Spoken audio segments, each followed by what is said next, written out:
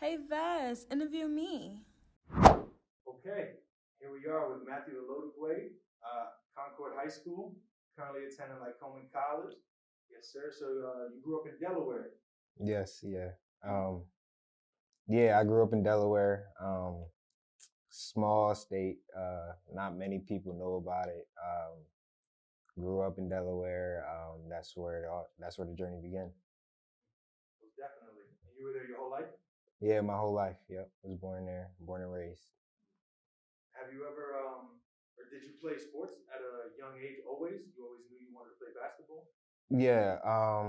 From a young age, I started basketball when I was like probably 3, and I just stayed with it. As a baby, just always had the ball in my hands. So yeah, I just kept it going from there. Um, yep. How did your family feel about you playing basketball? Did they ever want you to maybe do any other sports? Nah, I mean they always let me do what I wanted to do. Um, I also played I tried out different sports I played soccer. Actually my dad wanted me to play soccer, because he's Nigerian. I got a Nigerian last name, so yeah, he wanted me to play soccer. My older brother played soccer, so and then I also tried football. I was decent at football, but I just didn't really love it like I love basketball. So yeah. Did those sports that you played, they stopped in high school? In high school, did you transition to just fully basketball? Yeah. So in middle school, that's when I played football I'd say 6th grade, and then I played soccer and basketball all the way through my 9th grade year in high school, and then that's when I stopped soccer, and then 10th, 11th, 12th just focused on basketball. And it was in high school then, while you were playing basketball, that you connected with Scouts Focus. Yeah. Yeah, that was a little camp I went to, as a, kid. I tried to go as many camps as I could, just to get better and also college, get them college scouts on me. So yeah, that's how I found South Focus. Well, definitely. Yeah. So you're in high school, you're pushing hard, you're working yourself. Was it at this point that you began to work so hard because you felt like the NBA was your dream, or when did you feel like the NBA was Um, your dream? just as a little kid, but my drive really came from me getting as a kid, going through I like 6th grade team, middle school team I was cut, 7th grade team I was cut. So I just had the drive to just get better, and that's where the love came from working on the game. So my love really came from trying to prove people wrong. So yeah. When you were cut in the 6th and the 7th grade, did you feel like you deserved to be cut? Like, did you understand, like, okay, I'm not good Yeah. enough right now, or did you feel like, nah, they'll regret that? I mean, yeah, of course I felt like I should have made the team, as a 6th grader. I was young, growing up, that's all we did was play basketball. And when I got cut, it was just like, wow, it was shocking. So, yeah, I think I definitely deserve to be on the team. Yeah. So you make it now to your eighth. You play basketball in Eighth the eighth grade. eighth grade year, I made the team finally, but I was put on JV as an 8th grader. So it was embarrassing. I'm not gonna lie. Um, Being the only one of the only 8th graders on JV, everybody else in my class was on varsity. So I still, I had that chip on my shoulder. So Did you feel like you took that a lot? I feel like a lot of athletes, they maybe take that chip on their shoulder and they take it with them even into the scouting process. They feel like, oh, I'm too good, or that school doesn't deserve me. What was the process of scouting like for you as you were going through that? yeah. So going into throughout high school scouting, so I didn't really take it as I wasn't picky. I know not a lot of people get the opportunity to play college basketball. So I just always kept my options open. Again, I was overlooked. I didn't really get offers until the end of my senior year, and it was I don't think in that summer or August, no, July. So late July, I got got this offer to come to Lyco. But the other schools, it was just little interest, not really, you know how it is. I mean, when coaches want you, they'll be blowing up your phone all day, every day. So, but yeah, that's when I came in touch with Lyco, and yeah, the rest is history. So you ended up choosing Lyco. Mm-hmm. You go here. Why? What was the maybe final factor? Like, okay, what was that moment where you realized, okay, I'm gonna be a Lycoming Warrior? Yeah, I mean, it happened so quick. It was the end of my junior year. Or senior year, I didn't really have no other, like, I could have went to other schools, but I didn't know how I would fit with them. But yeah, Coach McGarvey saw me play at a tournament. It was like late night, 8 p.m. No coaches really at the tournament. And I guess I just made a couple good plays, and he later that week, that next Tuesday, that's when he called me, and just he made a good pitch. I mean, he said everything I needed to hear. I got on the visit. I think 2 weeks later, came here, met with the admissions, the president, dean, and it felt like I, this was the place for me. So, could you describe that first visit here? Yeah, it was cool. I mean, like, my mom loved it, my brothers loved it. My mom, like, she always tells me, like, they treated us like we were like D1, like I was a D1, big recruit. So I mean, that was big for me. I just liked, you know, again, how coach, just was opening to me, because I didn't, being overlooked by many coaches throughout my high school years, I never felt like wanted, kind of, if in a sense, you feel me? So yeah, so that was what did it for me. And you got here, you felt one. Yeah. So you end up choosing Lyco. Mm-hmm. Could you describe kind of what it was like your first day here, your first day. official day of like training camp? Because you guys show up early in Nah, August? yeah, we show up with the regular students, but yeah, we start kind of early in training and stuff. Yeah. So what was your first day of just school like? When you First day of school? It was cool, honestly. It was new, dorm, walking around campus, new guy. But it was cool, honestly. Nice community. I like the community. Yeah, classes were cool. It was definitely a big jump academically from high school to college. I learned that early. So, but other than that, I just settled in and it was good. And then what about your first day of training camp or of the season? When does that start for you guys? Around, like, other than COVID, probably, I'd say October, early October. Yeah, like your freshman, sophomore, junior year, it's been early October. Yeah. And what was that like? Your first day of, okay, boom, I'm here at Lyco, I'm a NCAA collegiate athlete. Yeah. Freshman, it's all these other freshmen. Here we go. Yeah. It was cool, honestly. I mean, I wasn't scared or anything. I was, again, coming with a chip on my shoulder, ready to prove that I belonged. We were kind of an older team, so we had a lot of seniors and juniors. I was just trying to find my spot or find where I fit in. So that first practice, it was cool. I mean, you obviously see the difference between high school and college. On the court wise, like, the speed is different. You got to make decisions quick. Got to be able to shoot the ball. So I learned those things, picked it up quick.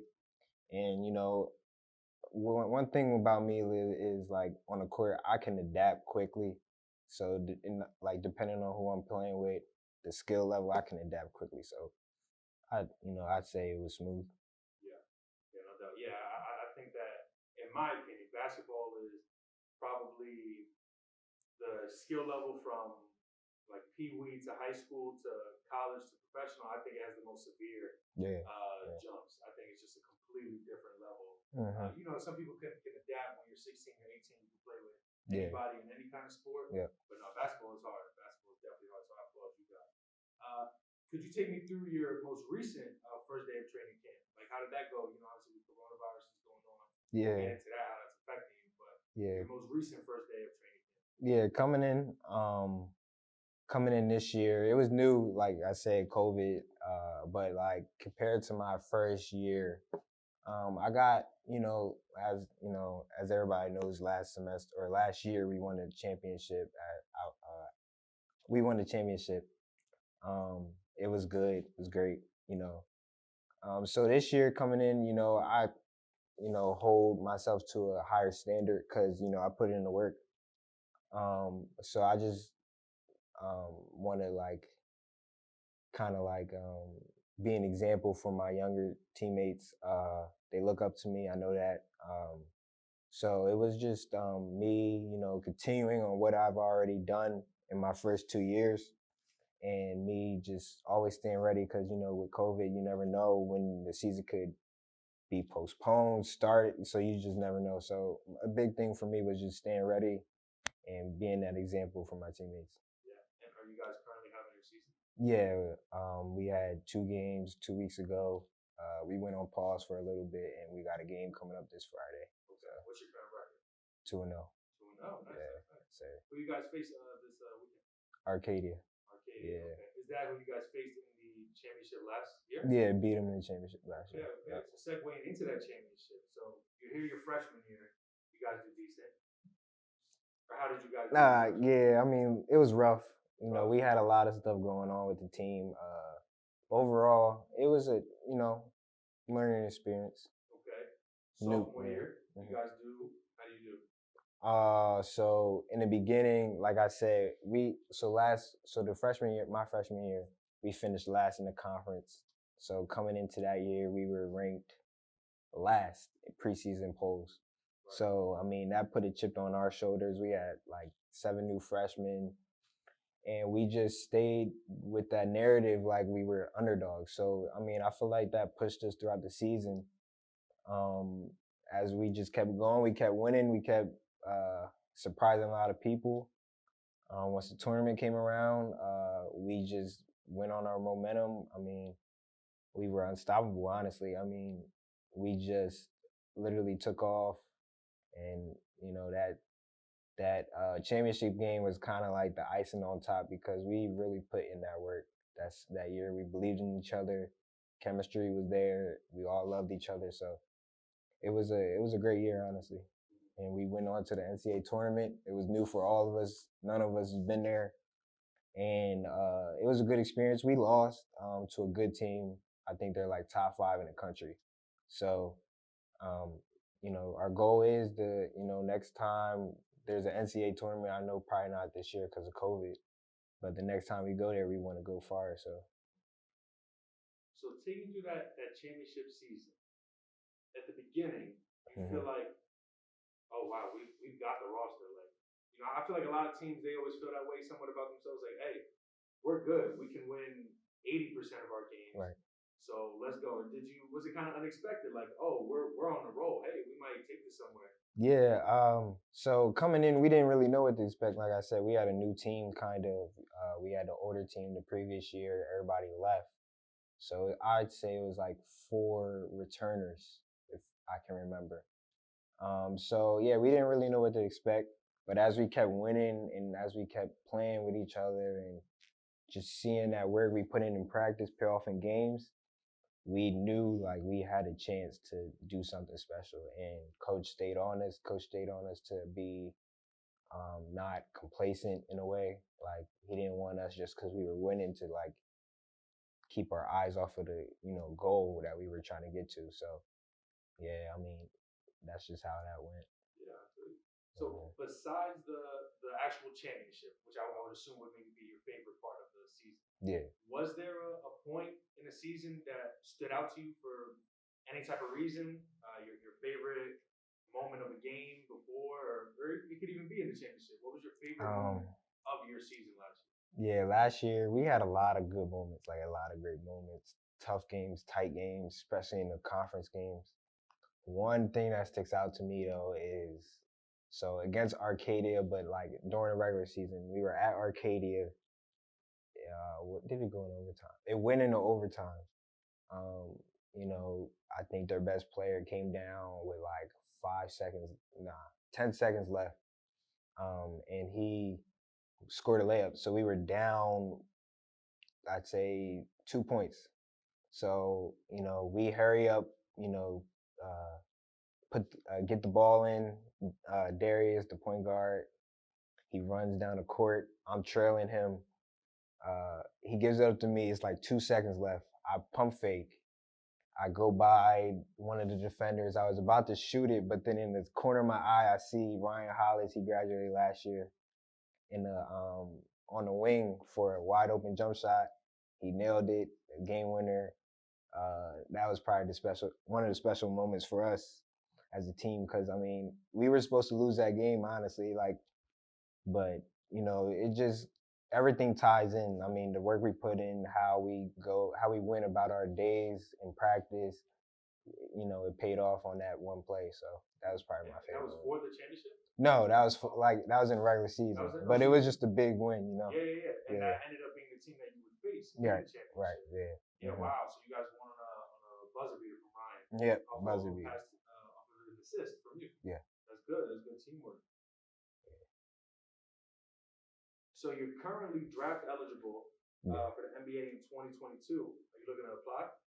I haven't thought about that yet, honestly. I've always gone by I just take things one day at a time. If I put in the work, I know I'll be where I want to be. So that's how I've been, and if God allows it, that's just how I've been going about it. Okay. Yeah. So if you were not to apply, where do you think you would see yourself going or doing after college?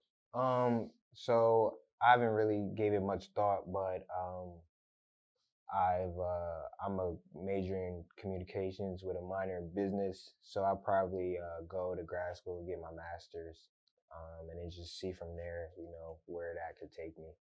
But do you have an idea of what school you want to go to? Nah, not yet.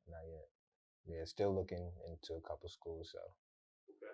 Yeah. Any advice that you would give to younger student athletes right now, or like anybody in particular at Lyco you would give advice to that's trying to be a basketball player, trying to go far? Yeah. I'd say honestly, just put in that work. Honestly, you got to put in the work to get what you want to get. People are going to tell you that you can't do something. I'd say put your head down, go to work. Put yourself in situations to get better. You don't want to stay at the same spot. You want to challenge yourself, play against people that's better than you. Go to situations where you're uncomfortable in, so that in the game you'll be comfortable. But all in all, I just say just put in that work, honestly, and you'll get to where you want to go. Yeah, definitely got to put in that work, especially in times like these with the coronavirus. It makes it hard for a lot of people to stay motivated. Yeah. Obviously, we went over how that affected you guys as a team. Mm-hmm. The process you're going through now with your season. Has coronavirus affected you in any type of way off the court? Off the court, no. Thankfully, thankfully, no. But I just during this time, quarantine and all that, I just took it day by day, trying to just better myself each day.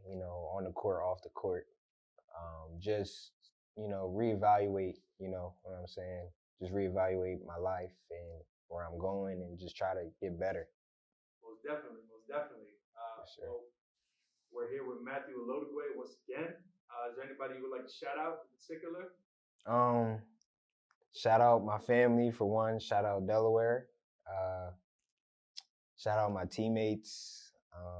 Shout out. I just started doing TikTok. I got a little, fan base over there. Shout out Ice Fam.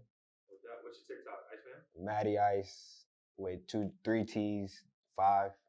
Follow me. Other than that, nah. Man, I appreciate you having me. All right, no doubt. We appreciate you. Matthew Ilodigwe, thank you. We look forward to seeing you another time. All right, man? Yes, sir. All right. All right.